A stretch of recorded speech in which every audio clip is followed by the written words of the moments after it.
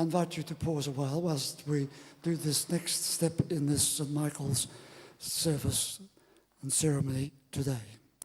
I call on the Dean of the Church Council of St. Michael's, Mr. Wal Reid, who will narrate the steps.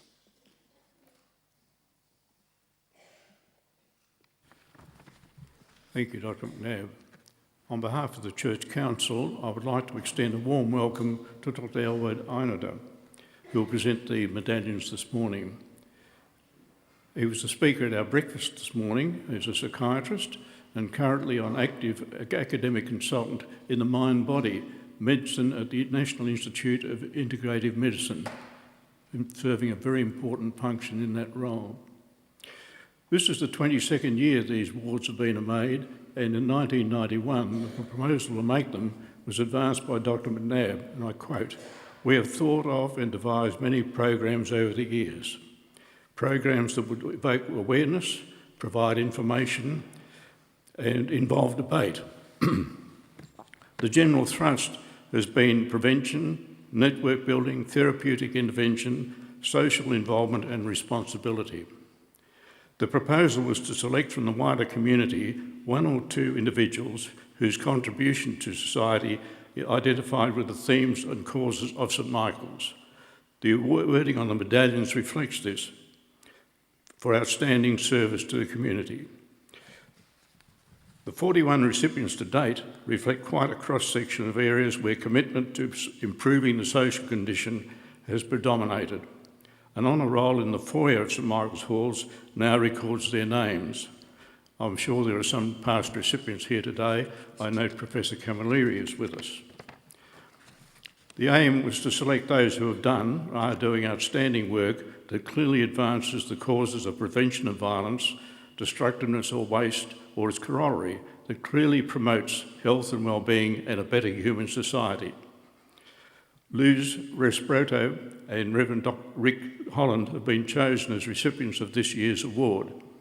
I now call on Luz Restrepo to come forward. Luz is the Executive Officer and founder of SisterWorks, an organisation providing mutual support for women otherwise isolated, having arrived in Australia from many nations, often as refugees. Luz herself arrived from Colombia only 4 years ago without any familiarity with the English language. Although academically qualified in medicine with postgraduate degrees in marketing and communications, she faced the inherent difficulties of adapting in the new social setting. From her own experience, she has inspired others through mutual support to integrate successfully. I now call on Reverend Rick Holland to come forward. Rick is the Chief Executive Officer of the Melbourne City Mission. The Melbourne City Mission has a long history of serving the community, having been established in 1854 during the gold rush period. Although the mission attends to the needs of many disadvantaged in our community, we discussed with him more specifically the issue of homelessness. So many teenagers in this category are vulnerable to exploitation and influences leading to drug taking and crime. By not only providing refuge, the Melbourne City Mission provides ongoing support to train for and gain employment, thereby achieving independence and restored self-esteem. Both Luz Restrepo and Rick Holland extend the thread connecting all recipients over the years, giving hope that a better society can be achieved through examples such as our recipients have shown. I commend Luz Restrepo and Rick Holland as the recipients of this year's medallions, and I invite Dr. Holland to come forward. Thank you. Thank you.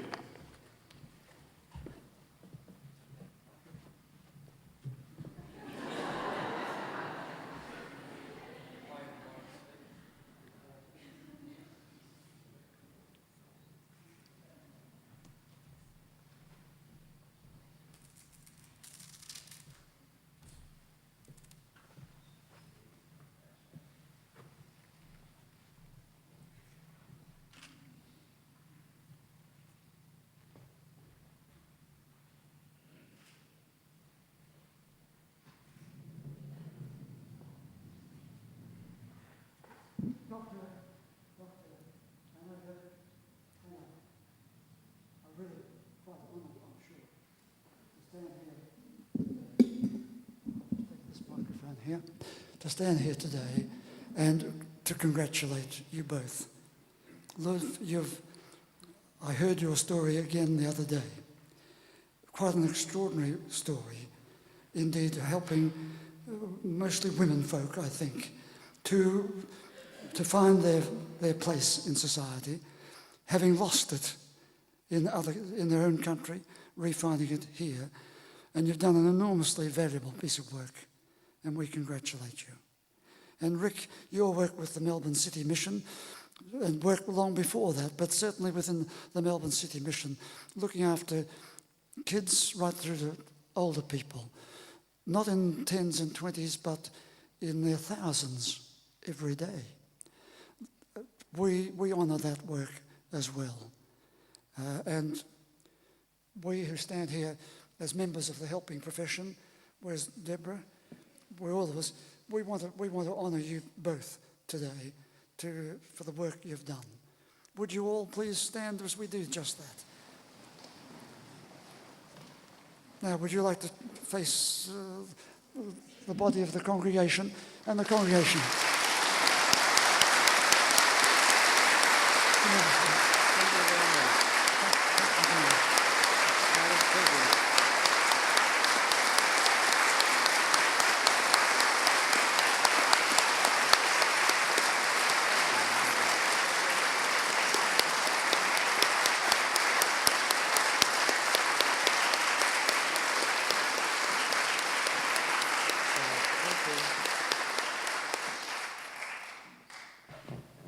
Please take your seats.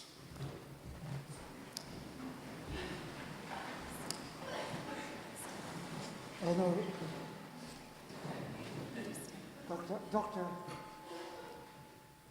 Dr. Anida just said to me, he said quietly to me just now, what a privilege for us to do this for you today.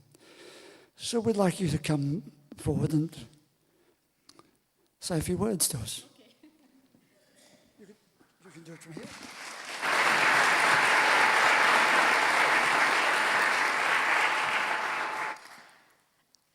Thank you so much. Today is so special day.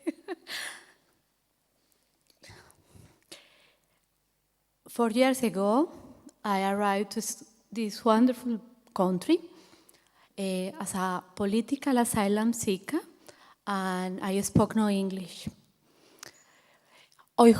Today, I hope so you can understand the message that I want to share. In that time, I feel nobody. In that time, I've lost all who I was and tried to start again.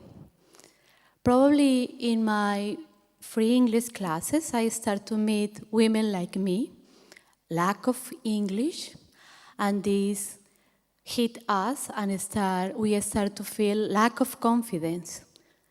All of us, we feel that we are nobody. And when we feel that, we are depression, isolation, and the big risk of domestic violence and the social violence. And in this moment, I realized that it was important to take all my background and try to move on, not just for myself, just for many women who don't have the tools to move on in our new home. 4 years after, we have a beautiful non-profit organization called SisterWorks.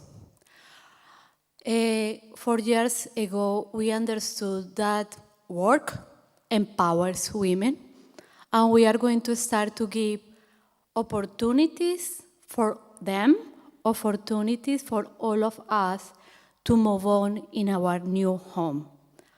Currently, we are making and selling craft in different parts of Melbourne, in Greater Melbourne, but the idea is how to give the tools, the first push of that asylum seeker, refugee, and migrant women need to start in this new country. Asylum seeker, refugee, and migrant women who are wife and who are mothers and who need support not just for us. Because if we are sad on our homes, our future in homes is not the best. We need mothers who are the core of the family to move on, not just for us, for our families, and for our society too. Today, I want to say thanks, St. Michael, for this big honor to be here today. Dr. Francis, Dr. Campbell, all of you, thank you so much. Today, I want to say thank you to my Australian family that is here today. Without your opportunities, we can't move on in this country. And thank you for that. This week has been so important because in this week, I had the pleasure to be in the heart of Australia.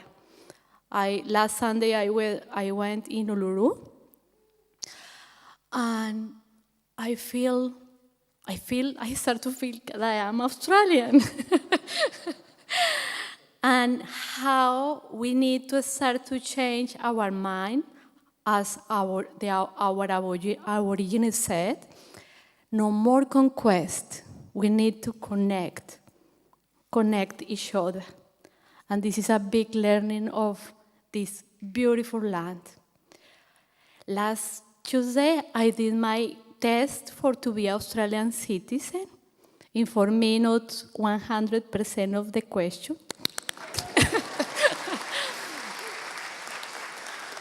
And today, I am here. I feel more and more, still my language is different, still some of my behavior is different. I feel that I am part of this society. Thank you so much.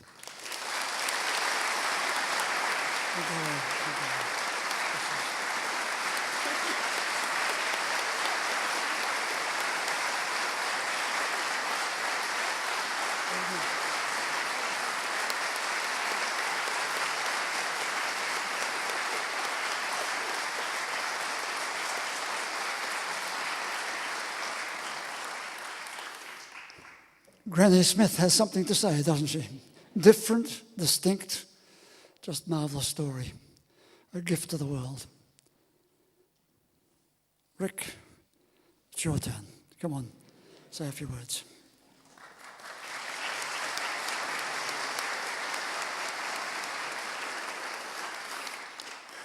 First of all, a big thank you to St. Michael's and to these wonderful colleagues. I've been working on the front line, working with the most disadvantaged and disengaged people now for over 40 years. I started when I had hair.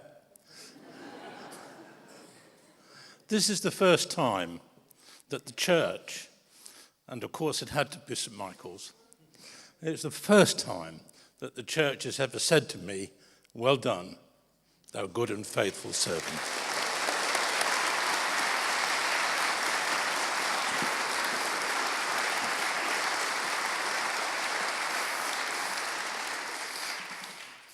A young man who I met again in those days when I had hair was a young man by the name of Gok.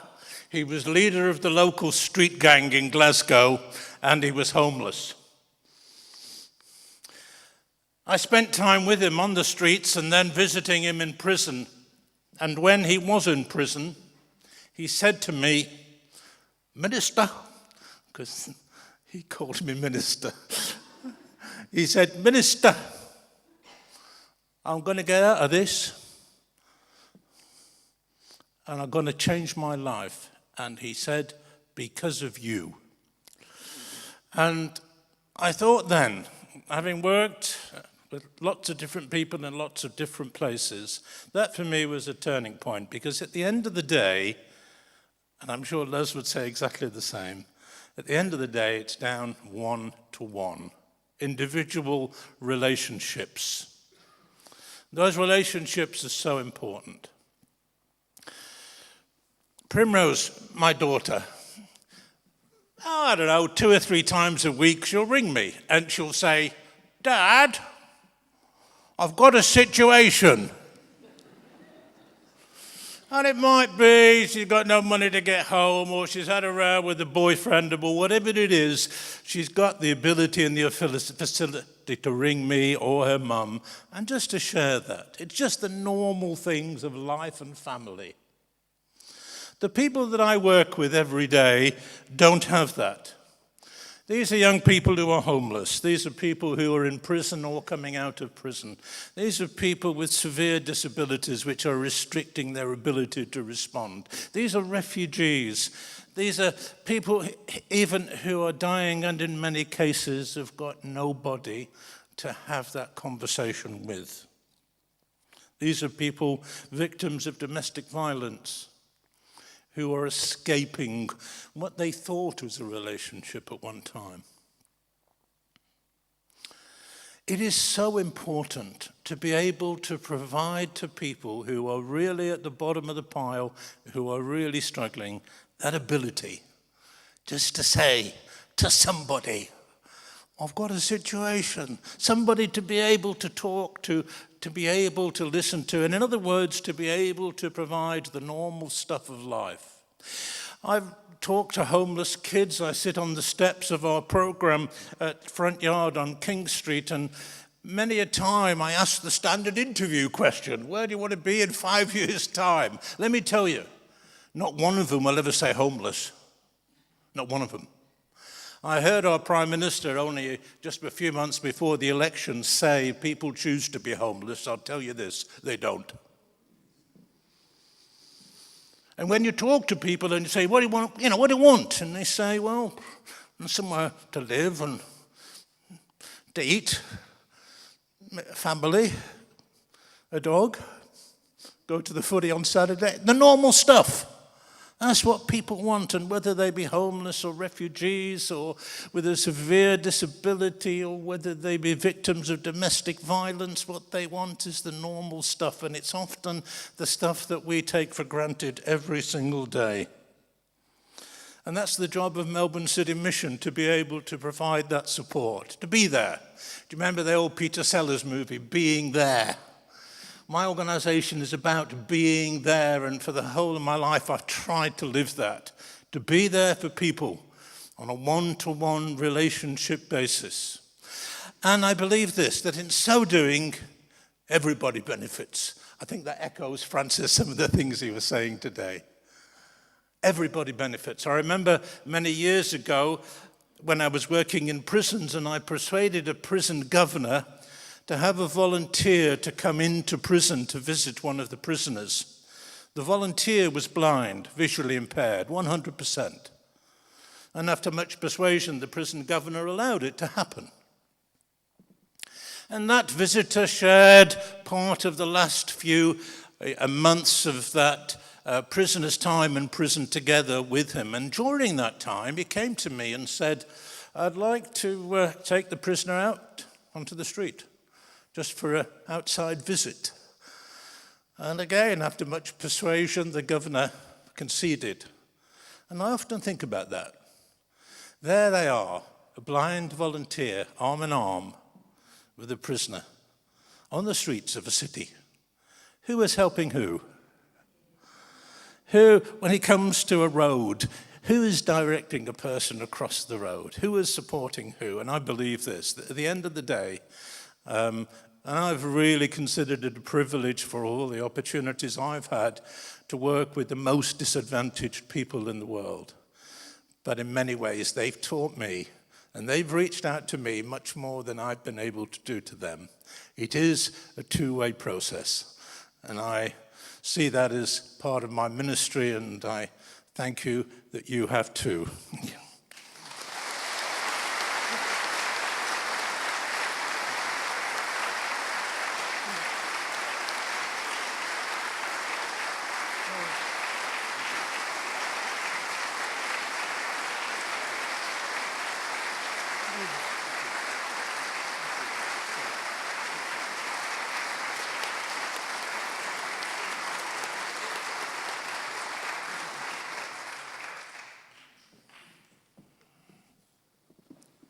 I think he left out two things.